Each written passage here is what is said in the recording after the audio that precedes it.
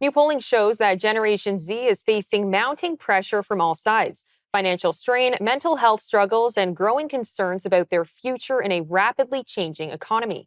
Despite having the most access to education and connected generation in history, nearly half of Gen Z say they don't feel financially secure, and fewer than 1 in 5 rate their mental health as excellent.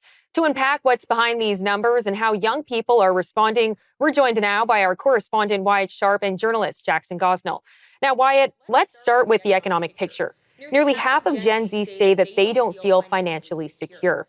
From your conversations and personal experience, what do you think why do you think money is such a pressing concern for your generation? Yeah, it's certainly interesting. I mean, I think the obvious one is that young people, as they're going to university, that's the first step in kind of their life in post-secondary. And that's something that is getting more and more expensive. Canada's one, example, but Jackson can maybe talk about this too. University is a lot more expensive in the United States, obviously. As someone who's in high school right now looking at possible options, you can go to Canada for university, or you can easily spend $100,000 a year going to the school in the United States. So that's one example, I think.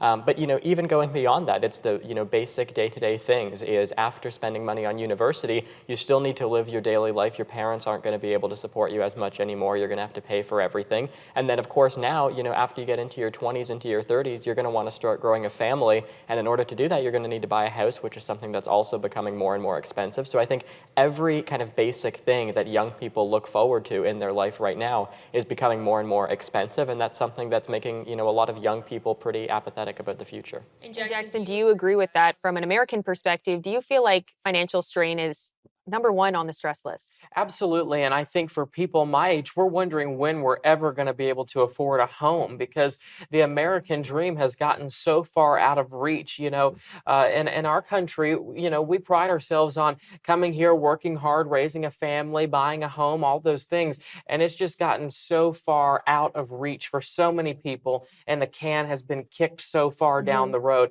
To Wyatt's point about university costs, I pay a lot to go to school in the States. I'm not sure what it ranges here in Canada, but everything is just so expensive. And I think that our generation is focused on getting good jobs, but maybe there's not enough. And it's like, where do we go? How do we sort of move forward and make sure we have successful lives? Well, and I think a big takeaway is that a university or a college degree years ago used to mean a lot more than it does now. Now it's the trades and things like that, and those jobs that are really taking off and are securing more, I guess, job security. But Jackson, there's also growing burnout and anxiety reported in the workplace, especially among younger workers. What do you think is driving that burnout, and how are Gen Zers redefining success or career expectations? Well, I think people are trying to focus on things they're passionate about. At least for me, I am. I've seen my parents do the corporate job, right? Go to work from 9 to 5 and perhaps not love what they do. And so I think that if we're going to be spending a lot of time, everything is so expensive, we might as well do something that we enjoy. And there's so many different avenues for how you can make money now. You can be self-employed. You could do social media. You can have rental properties. There's a range of things where the education, yes, is still important. And I want my doctor to have a degree. But if they're coming out to fix my toilet, for example, a plumber, that's a trade that is a really good profession where you can earn a huge living. And I think that those college degrees, to your point, are not as important and superior and prestigious as they were before. As for the Gen Z getting burnout on work, I think that's just because we've seen how many people can have jobs and it doesn't have to be the 9 to 5 thing. And so when people are stuck in that, maybe they are burning out a lot more easily. We're going from school every day from 8 in the morning to 3 in the afternoon. A job hits a little bit differently. It's more responsibility and maybe they weren't prepared for it. Well, and on that, I'll ask both of you this. Do you think that because Gen Zers are they're a little more focused on the career field that they want to get into, and they're a little more particular, and they don't want to go to a 9 to 5 job where they're not enjoying it and it feels like a routine. They're holding out for something that they think is worth it. Do you think that goes hand in hand with that financial strain that Gen Zers are feeling because Yeah. they're choosing to wait for a job opposed to just take that 9 to 5 that maybe they're not happy doing, but they're making money? Yeah, I mean, I think a lot of it too is young people don't want to be working for other people. They want Mhm. to look to work for themselves as well. It feels like a lot of times right now, people are applying for jobs, but they're helping other people build their dream as opposed to, working to build their own dream themselves. And I would say another one of the problems that we're facing right now that's not even just in the workplace, but in educational institutions and schools as well. Again, someone still being in high school is that we're seeing just reduced attention spans as a Right. whole. Yeah. And that's something that even just in a basic 9 to 3, for example, in high school, students are having a lot of trouble with that. And so when they advance forward into university, into whatever career path they end up going down, they're having a lot of time focusing because, again, as Jackson pointed out, they just don't see a whole lot of merit or value in that traditional 9 to 5 Mhm. because it's not really working to help build their future or their aspirations. And just to add to that, in high school, I went to 4 classes a day, middle school, 6 classes a day. Now that I'm in college, I have to go and take a nap after having one class. So I don't know how I got through before then. I don't know if the expectation has been reduced for people our age to where we're just kind of worthless after we do one thing or what. But like even myself, I require naps. I feel like an elderly person now. Well, and I think COVID-19 played a very large role Oh, in yeah. that. We went a year, almost two, without really having to go to work or do anything. It's hard Mhm. to go right back into that routine when you Mhm. see what the other side Yeah. of it looks like. And for some people, it looked pretty good. Oh, But yeah. another driving factor is mental health. And that continues to be a top concern. So, Jackson, why do you think that so many Gen Zers are struggling with well being right now, even in a time of more awareness and access to resources? I mean, we talk about mental health a lot more than we did years ago. So, why is the struggle seeming like it's getting larger?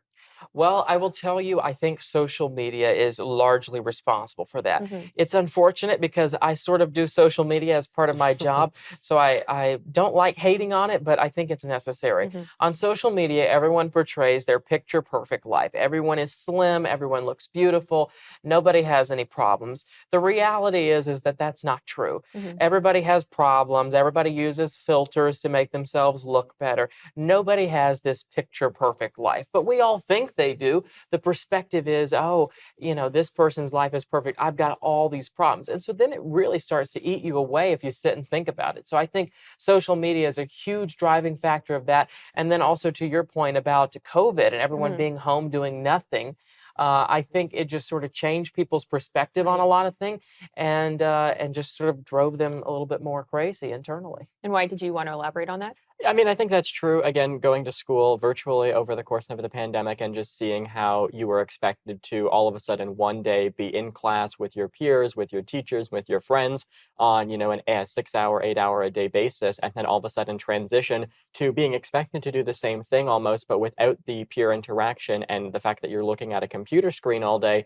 Not only is that like harmful for your mental health, you're not getting out, you're not, interacting with people, but that's also, I think, part of the reason why people have become so addicted to various social media platforms and various technologies is, teachers and people in the classroom are often quick to say, we need to get rid of these technologies. We need to teach people how to use them responsibly. But unfortunately, I think, in many cases, it was those same people who over the course of the pandemic were really trying to embrace these technologies, unfortunately, because we didn't really have any other options. But look where it's gotten us, right? It's gotten us to where if you go up to the average young person, their average screen time would probably be anywhere between 4 to 8 hours, right? Mhm. Like that's quite absurd, especially when you consider the fact that most people sleep 8 to 12 hours in a day. And so I think right now the main focus needs to be improving mental health, looking at how screen time, kind of revolves around that. And then also how, people using some of these technologies and being on their screens too much is actually taking away from their productivity. Because I think we have a productivity crisis right now as Yeah. well. And I think, social media and technology is largely responsible. Well, I think there's a productivity crisis, but I also think it's a little bit of attention span. Yeah. And I do think social media plays a very large role in that. I mean, you're holding your phone most of the day, and when you get bored on Instagram, you go to TikTok, and when you get bored of TikTok, you go to X. You're constantly flipping, and you're not stuck just doing one thing. I mean, there are videos of people in social settings where they choose to pull out their phone instead of actually have a conversation. I just say the average young person now has a shorter attention span than a goldfish. That is the statistic that Right. And is known. well, do you think that lowering attention span is playing in with mental health issues? Yeah. Because opposed to being able to have that direct conversation or just being able to have conversation in general, younger people are choosing to keep it more to themselves and also just go to social media and find the outlets on social media opposed to having the friends in person that they can speak with and I guess blow off some of the steam that they're feeling. Yeah, I mean, I think that's certainly part of it too, because you're mentioning attention span. People, young people especially, obviously are on TikTok. I go on TikTok as well. But the reason I think TikTok resonates with people is because you don't like something, you scroll. There's not many videos that are longer than 15, 30 seconds. And so, by people doom scrolling for, in some cases, hours upon hours upon hours, they're going to see a whole bunch more content and likely more content that's going to make them feel worse about themselves. Yeah. And I mean, Jackson's on TikTok. He can probably relate to that Yeah. as well. I agree. And I think, now that we have so much choice in how we consume things, it really contributes to this short attention span. I don't remember this that well, but my parents said, back in the day, you had 30 channels to choose from on TV. And if you didn't like what was on one of them, you went to the next. Now we have so much choice, and that contributes to our low attention spans. Well, Jackson Gosnell, Wyatt Sharpe, thank you so much for the time today. Thank you. Thanks.